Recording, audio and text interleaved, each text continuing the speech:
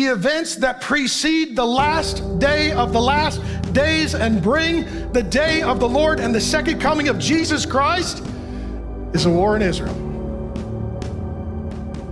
I'm going to deal with 3 different groups you'll hear in the news today. So right now, we are living in a time where we may be on the precipice of the end. I don't know.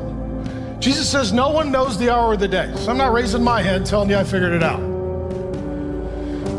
But what we're seeing right now, we're seeing Iran, which is a jihadist Islamic terror state.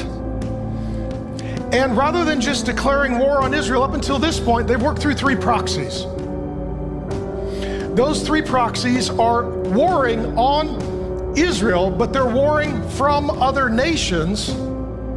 These would include Hamas, which I preached about in the past. It's an Arabic word that means zeal. It's also a Hebrew word in the Old Testament that means demonic violence. So what they would consider zeal for their God is actually demonic violence because their God is a demon named Allah. In addition to Hamas, there is another group you're hearing about in the news called Hezbollah. Hezbollah means the party of God. They're not. They're the party of the false God. And then the third group, and you're hearing about them more recently, is the Houthis. Their name literally means the defenders of God, or the warriors of God, or the hammer of God. All demonic, all spiritual, all counterfeit. Anyone who is hearing the news and doesn't understand that for these people, this is a profound spiritual war, does not understand what is happening. And I'll show you now with a prophetic timeline how the last days culminate in some epochal events that have been impossible in human history up until today. I'll show you. My big idea is the day of the Lord, that's the theme of Joel. We've not left Joel. Is triggered by war in Israel. So let me catch you up to the news. 2000 BC, 4,000 years ago, God called Abraham to leave his family to receive the promised land of Israel. Roughly 30 AD, around that time, Jesus Christ lives, dies, and rises in what nation? Israel, and he's Jewish. 138 onward, Israel did not exist as a nation and Jews were scattered. 1933 to 1945, Hitler's Holocaust sought to eliminate the Jews, and they scattered even more. May 14th, 1948, Israel became a nation for the first time in over 1,800 years. The day of the Lord is preceded by war in Israel. For 1,800 years, there's no Israel. Imagine a nation ceasing to exist for 1,800 years, and then they're back. That may be a prophetic sign that the end is near. 1993, the Israeli-Palestinian two-state solution begins. And the answer is, well, let's give the Arabs, the Muslims a portion, let's give the Jews a portion. I'm sure they'll be good neighbors, and this will solve this problem. And now Israel is roughly the same size and population of New Jersey. So think of how they dominate the headlines in the scriptures and human history. It's the size and population of New Jersey. In 2005, President Bush pressures Israel into, quote, a land for peace deal in Gaza with the Palestinians. Okay, what he's saying is this. The Arabs who are Muslims get that land, the Jews get this land.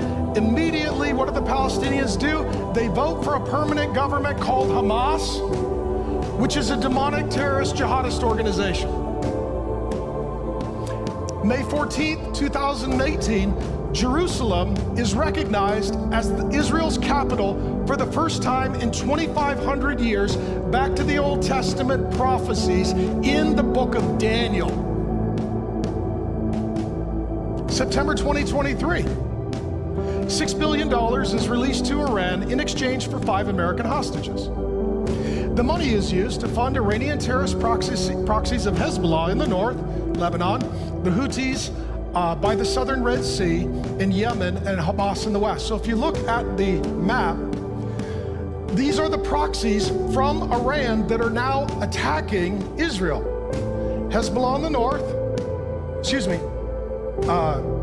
Hezbollah is in the north, the Houthis are in the south, and then you've got Hamas to the side, to the west. True or false? That's exactly where we find ourselves today. It continues. Let me bring you up to the present. October 7, 2023, Hamas invades Israel, triggering the first Israeli war in 50 years. Israel didn't exist as a nation for 1,800 years, and they have not had war for 50 years. What precedes the day of the Lord? War in Israel. This week, this week, Israel killed the top commanders of Hamas and Hezbollah. The top commander of Hamas was executed in Iran, there to celebrate the installation of a new government, and they assassinated him. That is some kosher gangster right there. Kosher gangster. And so in response, guess what happened? The last 24, 48 hours, Iran and Turkey are promising what? Full war on Israel. That's where we are. Let me get back to it in a moment. And here's how stupid everyone is. You know what's in the news? Did a candidate talk about cat ladies? It's like, hey, is Armageddon coming? That to me is a bigger issue. It's a bigger issue. Do we need to go get more toilet paper like a few years ago? Like, are we there? It's so stupid. The day of the Lord will be preceded by the Gog and Magog war led by Russia, Iran, and Turkey. This is Old Testament prophecy in Ezekiel 38 and 39, where the nations surrounding Israel will seek to destroy her, triggering Jesus' second coming at the Battle of Armageddon. Let me summarize this real quick. We're going to go deep into the pool, nerd. You go to Ezekiel 38, 39. It gives the names of some ancient nations that surrounded Israel, and it says, at the end, before the day of the Lord, they're all going to come together. They're going to declare war on Israel, and if you take those ancient nations and you overlay them with a modern map, they're called Russia and Turkey and Iran. So if Turkey or Iran declares war on Israel, I'm just telling you this, what is likely to happen is Russia and China will follow. Do you know what we call that? Armageddon. In Revelation 16, it says that they are going to succeed in destroying the entire nation of Israel. That's when Jesus comes back to stop it. How many of you are, I thought the Bible was filled with motivational, inspirational, self-help tips. Yeah, that's in Proverbs. We're not doing that today. Okay? So here's where it's all summarized. Zechariah 14, Old Testament prophet, 1 through 4. Behold, a day is coming. You know what that day is? We're still in Joel. That's the day of the Lord. Will gather all the nations against Jerusalem to battle, and the city shall be taken, and the houses plundered, and the women raped. We saw a precursor of that on October 7th. Half of the city shall go into exile. Then the Lord will go out. This is Jesus Christ. And fight against those nations as when he fights on a day of battle. On that day, that's the day of the Lord. You and I, friends, we need to live for that day. It doesn't matter if you're on the right side of history. Be on the right side of eternity. Prepare for that day.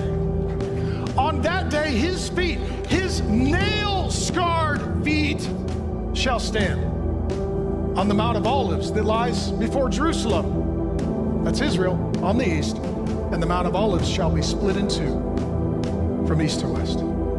Jesus lived, died, rose. He returned. He's coming back.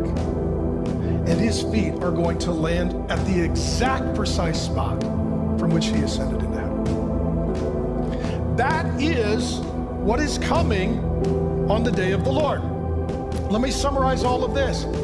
It's all about Jesus Christ. The Bible's about Jesus. Prophecy's about Jesus. Judgment is about Jesus. Israel is about Jesus. Jerusalem is about Jesus. The Mount of Olives is about Jesus. The first coming is about Jesus. The second coming is about Jesus. The wars are wars against Jesus. The conquering of those enemy foes will be by Jesus Christ. If you forget everything I say, remember this: stick with Jesus. He wins and delivers. You don't need to worry about anything. You just need to stick with him.